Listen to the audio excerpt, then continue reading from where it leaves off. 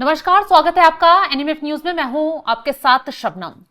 देश में एक मौलाना है जर्जिस अंसारी। जब जब मुंह खोलते हैं विवादित बयान बोलते हैं और ऐसा बयान देते हैं कि देश में बवाल ही छिड़ जाता है। पहले महिलाओं को लेकर आपत्तिजनक टिप्पणी की, फिर अयोध्या में राम मंदिर को लेकर ऐसा बयान दिया कि हंगामा छिड़ गया। लेकिन अब जो बयान वायरल हो रहा है उसने तो साधु संतों का खून ही खौला दिया है। जर्जिस अंसारी कह रहे हैं कि भगवान श्री कृष्ण मुसलमान थे, 5 वक्त की नमाज पढ़ते थे। बाकायदा भागवत गीता का एक श्लोक का उदाहरण भी देते हुए नजर आ रहे हैं मौलाना। और जैसे ही मौलाना का यह बयान वायरल हुआ, यूपी से लेकर दिल्ली, दिल्ली से लेकर गुजरात तक माहौल गर्मा गया। चारों तरफ मौलाना के खिलाफ एफआईआर की मांग की जा रही है। हजरतगंज में उनके खिलाफ एफआईआर भी दर्ज हो चुकी है और जल्द गिरफ्तारी भी हो सकती है। चलिए आज इस मुद्दे पर चर्चा करेंगे। चर्चा के लिए मेरे साथ वरिष्ठ पत्रकार पंकज प्रसून जी जुड़े हुए हैं। सर, आपके पास आऊं उससे पहले मौलाना का वो विवादित बयान एक बार दर्शकों को सुनवा देते हैं जिस पर पूरे देश में हंगामा छिड़ गया है। हमारे भाई अगर बुरा ना माने तो कृष्ण जी भी 5 वक्त की नमाज पढ़ा करते थे। यकीन ना आए तो श्रीमद् भागवत गीता का 6वां अध्याय का 10वां मंत्र देख लीजिए। योगी उज्जीत सततमात्मानं रहसि स्थिता एकाकी अच्युतात्मा निराशीर परिग्रह, जिसमें कृष्ण जी अर्जुन से कह रहे हैं कि हाय अर्जुन, ईश्वर की जब पूजा करो तो पूरे शरीर का योग करो। योगी, यूपी वाला नहीं। योगी युज्जीत सततमात्मानम, पूरे शरीर का योग करो। यानी पूजा सिर्फ खड़े होकर नहीं, पूरे शरीर के साथ होनी चाहिए और पूरे शरीर का योग होना चाहिए। आज हिंदू धर्म में चले जाइए, सिर्फ ऐसे हाथ उठाएंगे, ओम नमः शिवाय, बस हो गई पूजा। ये हिंदू मुस्लिम अगर ये अपनी किताबें पढ़ लें, योगी जी बड़े भक्त बनते हैं राम के, अगर अपनी किताबें पढ़ लें, अपनी किताबें, तो यकीन मानिए इस्लाम से मोहब्बत करने लगेंगे। क्योंकि इस्लाम ये मुसलमानों का धर्म है ही नहीं, सिर्फ ये उनका भी धर्म है। इसी दीन और इसी धर्म को रामचंद्र जी ने भी पेश किया है, कृष्ण जी ने भी पेश किया है। ये सिर्फ मुसलमानों का नहीं है। मौलाना साहब कह रहे हैं सर कि भगवान श्री कृष्ण 5 वक्त की नमाज पढ़ते थे। एक श्लोक का कुछ पढ़कर भी सुना रहे हैं, उदाहरण भी दे रहे हैं। आखिर कहां से आता है इतना ज्ञान? ये मौलाना साहब है। इसको किसने साहब कहा? खुद को मौलाना साहब ही कहलवाते हैं। कहां कहलवाता है? किससे कहलवाता है? एक नंबर का रद्दी आदमी है, पढ़ना लिखना कुछ है नहीं, और सामने वाला कुछ बोल दे तो मिर्ची लग जाएगी। भगवान श्री कृष्ण इस्लाम के पहले आए थे कि बाद में आए थे? इस्लाम कब आया? और आज ये बोल रहा है भगवान श्री कृष्ण दीन का प्रचार करते हैं, 5 वक्त नमाज पढ़ते थे। कल को ये बोलेगा कि मक्का मदीना में जाके सुदर्शन चक्र चलाया था। और परसों अगर मान लिया कि ये बोल दे कि किसी का हलाला किया था, तो ऐसा कुछ भी बोल देंगे और अब साहब बोलेंगे इसको। इस तरह लुच्चे लफंगों को इसको आने दीजिए। 23 तारीख को आके बोल के चला गया, 23 जून को झारखंड में, किसी को पता नहीं चल सका। नहीं तो सारा ज्ञान वहीं पे घुसेड़ देते इसका। और ये कह रहा है कि गीता का मंत्र बोल रहा हूं। गीता मंत्र होता है? ये जो बोल रहा है वो मंत्र है या श्लोक है? इसको क्या जानकारी है गीता के बारे में? कुछ लोग बिना मार खाए हुए मानते ही नहीं, इनका कोई उपाय नहीं है। तो अचानक कहां से इतना राणम एवं इस्लाम को छोड़कर हिंदू धर्म पर ज्ञान दे रहे हैं? इसको कोई ज्ञान नहीं है। ये सिर्फ मखौल उड़ाने के लिए, खिल्ली उड़ाने के लिए बोल रहा है। और इसके अच्छे से मरम्मत होनी चाहिए और कोई उपाय नहीं है इसका। या तो पुलिस करे, अगर पुलिस नहीं करेगी तो फिर जनता करेगी। आवाज उठ रही है, साधु संत भड़के हुए हैं, लगातार एफआईआर की जगह जगह दर्ज करवाई जा रही है। क्या साधु संत से भड़के हुए हैं? आम हिंदू समाज नहीं भड़का हुआ है? मुसलमान भी भड़के? क्या मुसलमान नहीं भड़के हुए हैं? भाषा का इस्तेमाल ये मौलाना कर रहे हैं। तो जब मुसलमान भड़के हुए हैं, हिंदू भड़के हुए हैं, सारे लोग भड़के हुए हैं, तो फिर आप सिर्फ साधु संत का नाम क्यों ले रहे हैं? ताकि हिंदू और मुस्लिम एंगल दिया जाए? ये नहीं होगा। इस मौलाना ने पाप किया है और इसको सजा मिलेगी। और अगर नहीं मिलेगी तो जनता सजा देगी फिर, क्योंकि किसी न किसी को तो उठाना होगा शस्त्र इस तरह के लोगों के खिलाफ। जब तक खौफ नहीं होगा ये मानेंगे नहीं, पंकज ये जी बकवास करते रहेंगे। बिल्कुल, साधु ये कहां संत गए तो मौलाना, हालांकि बताइए इनका तो जरा। हिसाब किताब की मांग कर रहे हैं, लेकिन दूसरी तरफ मौलाना जो मुस्लिम समाज है वो फिर खुद साधु भड़का संत- हुआ है। इस मौलाना के खिलाफ, जर्जिस अंसारी के खिलाफ कार्रवाई की मांग तो कर ही रहे हैं, साथ ही साथ आपत्ति जता रहे हैं कि इस तरीके के बयान देकर आप समाज में नफरत क्यों फैलाना चाहते हैं, क्यों इस तरीके के बयान देकर आप लोगों को भड़का रहे हैं। एक बार मशहूर देवबंदी उलेमा करारी मौलाना कारी इसहाक गौरा हैं, उनका बयान सुनवा देते हैं कि कैसे जर्जिस अंसारी को उन्होंने आईना दिखाने का काम किया है। भगवान श्री कृष्ण जी के बारे में जो मौलाना जर्जिस साहब ने बयान दिया है कि वो मुसलमान थे और 5 टाइम की नमाज भी पढ़ते थे, तो जहाँ तक मेरी जानकारी है कुरान और हदीस में ऐसा कहीं कोई उल्लेख नहीं है कि भगवान श्री कृष्ण जी कि वो मुसलमान थे या वो नमाज पढ़ते थे।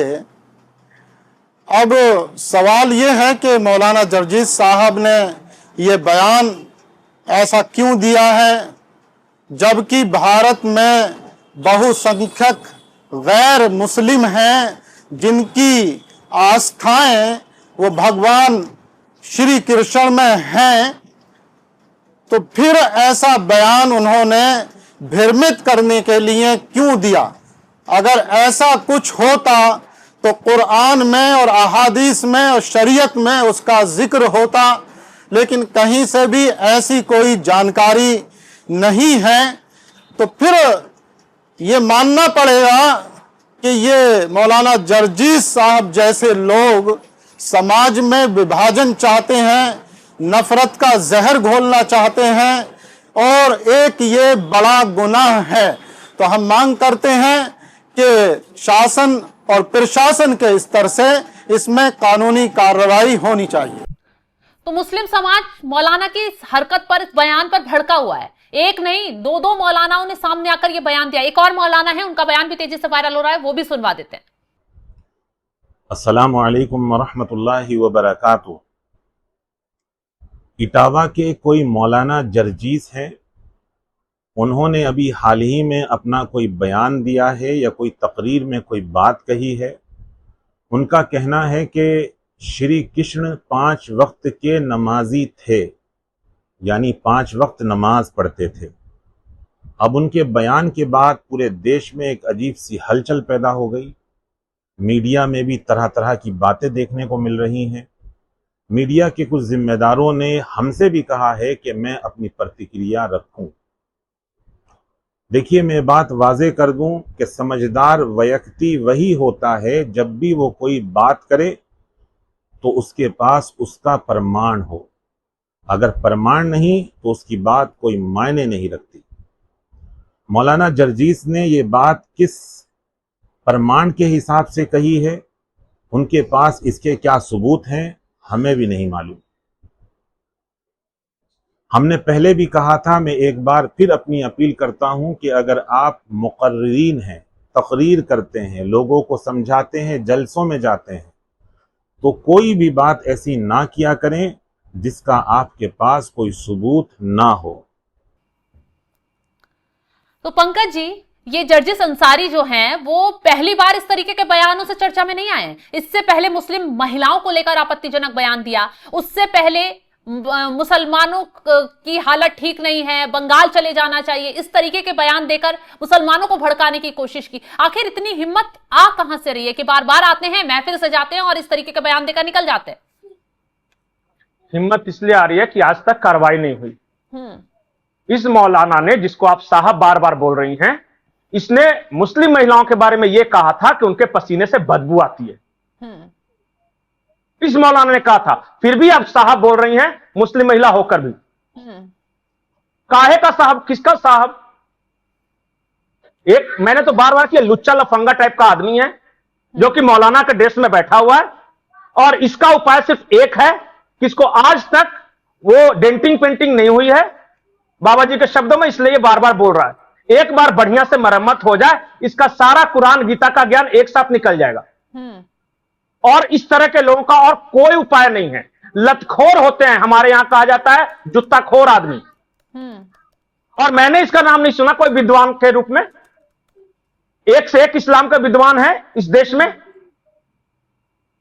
ये आज देखिए, आज आपको लग रहा हो कि ये गीता के बारे में बोला इसलिए मैं भड़क रहा हूं। कल को ये मुस्लिम महिला के बारे में बोला था, तब भी मेरा यही राय था। फिर ये कहा कि भारत के मुसलमानों को बांग्लादेश चला जाना चाहिए, फिर भी मेरी यही राय थी, क्योंकि मुझे पता है कि इस तरह के लफंगों का एक ही उपाय है, बाबा जी की डेंटिंग पेंटिंग, और कोई उपाय नहीं है। एक बार होगा, सारा का सारा इसका ज्ञान अगली बार से तो इतनी सभ्यता से बात करेगा, सबको प्रणाम करेगा ये।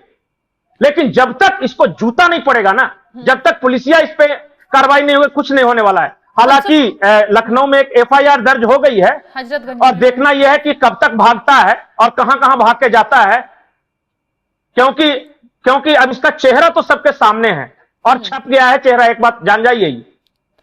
पंकज जी, पहले भी इस तरीके के बयान पर बवाल छिड़ा था। इस मौलाना के बयान पर साधु संत भी मैदान में आए थे, मुसलमानों ने भी आपत्ति जताई थी, फिर भी कुछ नहीं हुआ। थोड़े दिन आक्रोशित हुए लोग, फिर धीरे धीरे मामला शांत होता चला गया, और इसी तरह इस मौलाना की हिम्मत बढ़ गई। आज देखिए, हिंदू धर्म पर सवाल उठा रहे हैं, भगवान श्री कृष्ण पर सवाल उठा रहे हैं, नमाज को लेकर बयान दे रहे हैं। आखिर ये लोग देश में नफरत ही फैलाना चाहते हैं क्या? इन लोगों को आज तक सजा नहीं मिली है सख्ती के साथ, इसलिए बोल रहे हैं। इनके मन में डर नहीं है, खौफ नहीं है। जिस दिन इनको डर लगने लगेगा ना कि मेरे बोलने के बाद मेरे साथ कुछ गलत हो सकता है, उस दिन से नहीं बोलेंगे। और कभी कभी मैं बार बार, मतलब मुझे ऐसा लगता है कि हिंदुओं को किसी ने कुछ भी समझ लिया है, कोई कुछ भी बोल के निकल जाता है। और इसका कारण यह है कि 80 करोड़ में से हम में से अधिकतर हैं, इनको कोई फर्क नहीं पड़ता। कोई राम जी के बारे में कुछ बोल दे, कोई कृष्ण जी के बारे में कुछ बोल दे, कोई शिव जी के बारे में कुछ बोल दे, हम चुपचाप बर्दाश्त कर लेते हैं। और बर्दाश्त करने के कारण क्या हुआ है, कुछ लोगों का मनोबल लगातार बढ़ता जा रहा है। यही किसी मुसलमान के अल्लाह के बारे में कोई क्यों नहीं कुछ बोलता? एक लड़की ने कहा तो था, तो सर तन से जुदा के नारे लगे, उसके बाद सारे डरने लगे कि नहीं डरने लगे। बिल्कुल, नाजिया इलाही खान का बयान वायरल, जरूरी है। कभी कभी देश में माहौल गर्म हो गया, जगह जगह एफआईआर हुई, पूरे महाराष्ट्र में एफआईआर दर्ज हो गई, गिरफ्तारी की मांग की जाने लगी। हालांकि किसी भी धर्म पर इस तरीके की टिप्पणी करना गलत है, हम किसी का समर्थन नहीं करते। गलत है कि नहीं गलत है? तो ऐसे लोगों पर कार्रवाई इसका स्तर धड़ से अलग कर दिया जाए। देश में खाई पैदा करने का काम करते हैं। मैं सिर्फ एक सवाल करता हूं, इसका स्तर तन से जुदा होना चाहिए कि नहीं होना चाहिए? क्योंकि अगर कोई पैगंबर अल्लाह के बारे में गलत बोलेगा तो उसका सर तन से जुदा होना चाहिए। तो इस मौलाना के साथ क्या किया जाए, ये मुस्लिम समाज बताए। खैर, मुस्लिम, और अगर नहीं आप इसका फैसला करते हो, कार्रवाई हो, गलत बयान दे रहे हैं इस तरीके का, जुबान की जमा खर्च से नहीं, समाज पर ही नहीं पड़ता, मुस्लिम समाज पर भी पड़ता है कि भाई आप अपने पूरे देश का माहौल खराब होता है, फैला सकते हैं जब दूसरे धर्म पर आप गलत तरीके से बयान दे रहे हैं तो। और हर किसी को पता है कि सनातन पहले आया है, इस्लाम बाद में आया है, ये हर किसी को पता है, डेटेड रिकॉर्ड हिस्ट्री है। श्री कृष्ण भगवान जब यहां पे थे तो उस वक्त इस्लाम नाम की कोई चीज ही नहीं थी दुनिया में।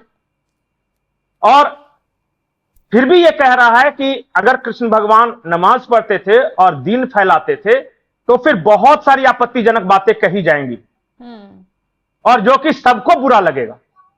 बिल्कुल, इसलिए उससे बेहतर है कि इस मौलाना की जुबान अभी खामोश करा दी जाए और हमेशा के लिए खामोश करा दी जाए, ताकि भविष्य में न ये कह सके कि मुस्लिम महिलाओं से बदबू आती है, न ये कह सके कि हिंदुस्तान के मुसलमानों को बांग्लादेश चला जाना चाहिए, और न ही ये हिंदू धर्म के बारे में कुछ कह सके। इस तरह के पागल लोगों का एक ही इलाज है, आगरा में है या फिर हमारे रांची में कांके है, इसको भेजिए, इसका पूरी तरह इलाज करवाकर भेजेंगे। इसके बाद सिर्फ ये प्रेम की बोली बोलेगा। सबसे बड़ी बात, उत्तर प्रदेश के का रहने वाला है ये मौलाना, और उत्तर प्रदेश में योगी आदित्यनाथ की सरकार है जो ऐसे लोगों का सख्ती से इलाज करना जानती है, जो विवाद फैलाते हैं, जो भड़काऊ बयान देते हैं। तो क्या आने वाले वक्त में सख्त एक्शन हो सकता है? सख्त एक्शन इसके खिलाफ अभी देखते जाइए ना, अभी तो पता नहीं चला है, इसकी रूहें कांपेगी। अभी भगवान श्री कृष्ण के बारे में बोला है, और एक बार जान जाइए कि माई समीकरण भी यहां काम नहीं आएगा, क्योंकि यदुवंशियों के इष्टदेव हैं श्री कृष्ण।